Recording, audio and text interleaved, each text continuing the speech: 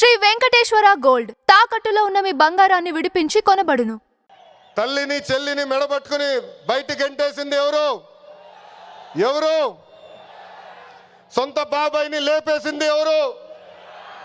జే బ్రాండ్లు అమ్మి పేదల రక్తం దాగింది ఎవరు? బల్ల కింద ఉన్న ఎర్ర బట్టను నొక్కి ప్రజల్ని బాధింది ఎవరు? అందరూ ఎర్ర బుక్కు అని ఏడుస్తున్నారు. ఎందుకయ్యా అంత ఏడుపు? నేను ఆనాడు చెప్పింది ఏంటి? ఎవరైతే చట్టాన్ని ఉల్లంఘించి ప్రజల్ని కార్యకర్తలు ఇబ్బంది పెట్టారో చట్టపరంగా వాళ్ళపైన యాక్షన్ తీసుకుంటానని నేను చెప్పా. ఈరోజు ఎర్ర బుక్ కాదు కదా, ఎర్ర రంగు చూస్తేనే వణికిపోయే పరిస్థితి వస్తుంది. ఎర్ర బుక్ అంటే ఒకడికి గుండుపోటు వచ్చింది. ఎర్ర బుక్ అంటేనే ఒకడు బాత్రూంలో కాలు జారి చెయ్యి ఎర్రగొట్టుకున్నాడు. ఇంకొకడు ఏమయ్యాడో మీ అందరికి తెలుసు. అర్థమైందా రాజా? అర్థమైందా రాజా? సమాజమే దేవాలయం, ప్రజలే దేవుళ్ళు అన్నారు అన్న ఎన్టీఆర్. అందుకే మనం 6 శాసనాలు ప్రకటించాం.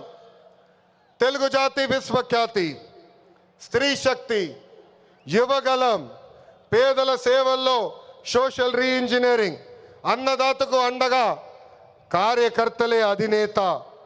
పాలిట్ బ్యూరో సభ్యుల దగ్గర నుంచి, వేదికమైన పెద్దల దగ్గర నుంచి ఇక్కడున్న కార్యకర్తల వరకు ఈ 6 శాసనాలు మన శ్వాసగా బతకాలని ఈ సభాముఖంగా మిమ్మల్ని అందరినీ కోరుకుంటూ, మనకి ప్రజలు ముఖ్యం, వాళ్ళ ఆనందం వాళ్ళ సంతోషం ముఖ్యం. అహర్నిశలు కష్టపడాలా, వాళ్ళకి అందుబాటులో ఉండాలా. తిరిగి 2029లో మళ్ళీ కూటమి ప్రభుత్వాన్ని గెలిపించాలని ఈ సభాముఖంగా కార్యకర్తలందరూ తెలుపుకుంటూ, ఎప్పుడు మా ఇంటి తలుపు మీకోసం తెరిచుంటాయి. నేను మొన్నే చెప్పా, గ్రామ పార్టీలో ఏమైనా సమస్య ఉంటే మండల పార్టీని కలవాలి, మండల పార్టీలో సమస్య ఉంటే నియోజకవర్గ కమిటీని కలవాలి, వాళ్ళకి సమస్య ఉంటే ఏకంగా జిల్లా కమిటీ కలవాలి. వాళ్ళు కూడా సమస్య పరిష్కారం కాకపోతే ఎప్పుడు నవ్వుతున్న మన అధ్యక్షుల వారు పల్లా శ్రీనివాస్ గారిని కలవాలి. ఆయన వల్ల కూడా అయిపోతే మీ లోకేష్ మీకు అండగా నిలబడతారు, మీ సమస్య పరిష్కరించే బాధ్యత నేను తీసుకుంటానని పసుపు సైన్యానికి ఈ సభాముఖంగా నేను హామీ ఇస్తూ, ఈరోజు గౌరవ ముఖ్యమంత్రి గారు చంద్రబాబు నాయుడు గారు వేదిక పైన వచ్చినప్పుడు ఒక పాట పెట్టారు. ఆ క్షణంలో నాకు చాలా బాధ వేసింది. ఎందుకంటే ఆ పాట వినిన తర్వాత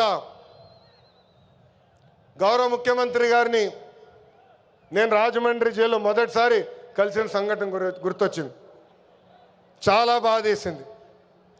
ప్రజల కోసం ఆయన జీవితం ఆల్మోస్ట్ పోయింది. అక్టోబర్లో 2003 బాంబ్ బ్లాస్ట్లో నక్సలైట్లు ఆయన పైన దాడి చేశారు.